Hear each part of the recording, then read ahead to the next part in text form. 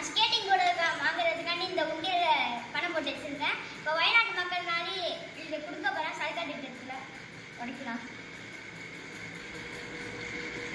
யாருக்கும் தீங்கன்றி வாழ்பவன் மனிதன், ஊருக்கே வாழ்ந்துயர்ந்தவன் புனிதன். நேற்று வரைக்கும் மனிதனப்பா, இன்று முதல் நீ புனிதனப்பா.